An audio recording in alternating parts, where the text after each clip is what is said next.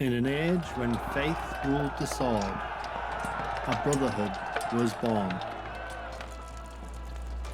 They fought and bled for God's will. From ashes of war, they forged a legend. Silent, disciplined, unbreakable. But within the shadows of faith, they found power and secrets long forgotten. Some say they uncovered ancient knowledge beneath the Temple of Solomon itself. Knowledge not meant for mortal hands. They answered only to God, but soon even kings bowed before them. Piety turned to power, faith became fear, and when the influence grew too great, the world turned against them. They hid what they found before the fires came, betrayed, condemned, erased from history. Welcome to the Knights Templar.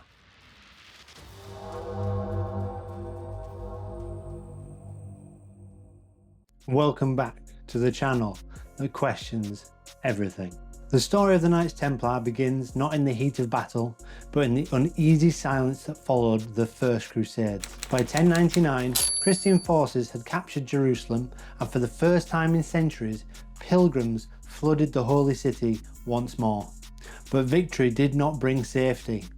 The roads that led through the Holy Land were still filled with thieves, raiders, enemies, eager for revenge. Among those who saw the dangers was a French knight named Hugues de Payens, a man from the region of Champagne, born around 1070. He had served as a vassal to Count Hugh of Champagne, one of France's most devout nobles, and likely fought alongside him during the First Crusade. He'd seen the chaos firsthand, the sieges of Antioch and Jerusalem, the bloodshed, the starvation, and the lawlessness that followed. He understood that conquest alone would never secure the Holy Land. It needed protectors. And so around 1119, Hugues de Payens returned to Jerusalem with a small brotherhood of 9 knights. Together, they took solemn vows of poverty, chastity, and obedience, and dedicated themselves to guarding pilgrims travelling to and from the Holy City. They called themselves the Poor Fellow Soldiers of Christ and of the Temple of Solomon. Bit long-winded that, isn't it? Their quarters were granted by King Baldwin II on the Temple Mount, believed to stand atop the ruins of Solomon's temple itself, a symbolic foundation that gave birth to their new name, the Knights Templar. Catchy. Over the next 2 decades, under Hugues' leadership, the Templars rose from humble guardians to one of the most powerful orders in Christendom. In 1129, he travelled to Europe and secured papal recognition from Pope Honorius II with the support of the influential abbot Bernard of Clairvaux. From that moment, donations and recruits flooded in. The Templar seal, 2 knights riding a single horse, became a symbol known across the Christian world. And yet, for all of his influence, for all of the power he wielded in shaping history, not a single known writing of Hugues de Payens survives. No letters, no decrees, no personal words, nothing. For a man who helped forge an empire of faith and finance, his silence echoes louder than any sermon. Some say time simply erased his words. Others believe someone wanted them erased. Not erased, Steve-o. Buried. Cypher, you're early. I was just getting to that part. You always start with the official history. It's tidy, palatable. But the Templars were never really tidy. They were the world's first information brokers. Information brokers? They were knights, soldiers of God. Soldiers, yes. But soldiers who suddenly became richer than kings, protected by papal decree, and accountable to no one but God himself. Tell me, does that sound like just a military order to you? So what are you saying, that Hugues de Payens didn't just want to protect pilgrims? Let's just say he might have been protecting something else. Something found beneath the Temple Mount. A secret that could have rewritten the Church's power forever. You mean the Ark of the Covenant, the Holy Grail, those kind of theories? You call them theories. I call them inventory. You're impossible. And yet, you keep calling me back.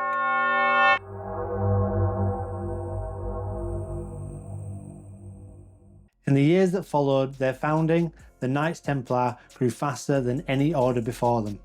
In 1129, they gained official recognition from the Church, and when Pope Honorius II placed them under papal protection, it changed everything. Templars no longer answered to kings or lords, their only superior was God himself. With donations pouring in from nobles seeking salvation, they amassed land, castles, and influence across Europe. Within decades, the Templars evolved from a handful of humble knights into an empire of faith and finance. They pioneered an early form of banking, a system that allowed pilgrims to deposit gold in one country and withdraw it safely in another. Some even say they helped invent the concept of credit. Thanks for that, guys. And yet, for all their faith and fortune, one mystery remains. Their power didn't come just from the Pope's blessing. Then where did it come from? The Temple of Solomon. Their home base wasn't chosen for its view. You see, those first knights spent 9 years living above the ruins, and beneath them. Excavating? Searching? Call it what you want. They were digging, and when they emerged, everything changed. Whatever they found down there, relic, scripture, or secret, they gave them leverage powerful enough to command kings and popes into silence. So you're saying a handful of knights uncovered something that rewrote the church's hierarchy? I'm saying men don't become untouchable by accident, especially men who swore poverty.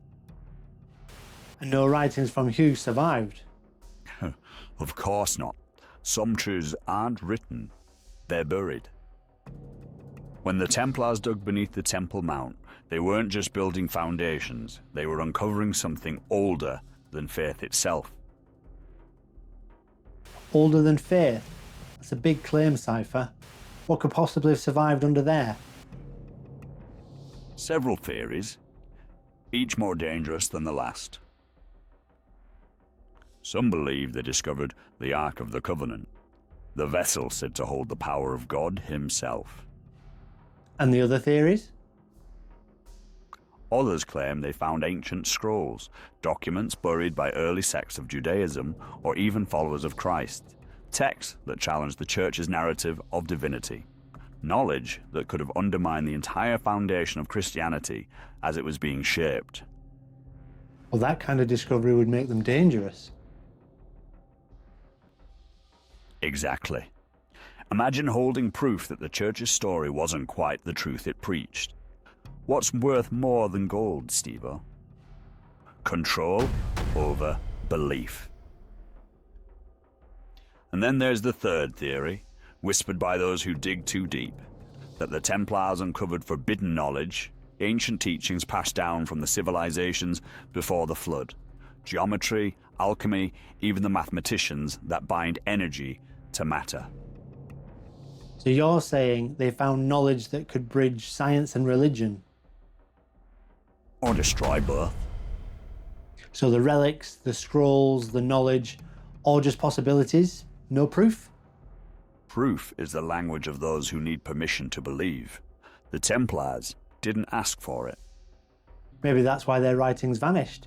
They really held something like that. Silence wasn't a choice, it was survival. Now you're thinking like one of them. So what happened next? If they were that powerful, who could stop them? That's the best part. They weren't destroyed by an enemy army or a rival order. They were erased by the very church that created them. And it all began with the king drowning in debt.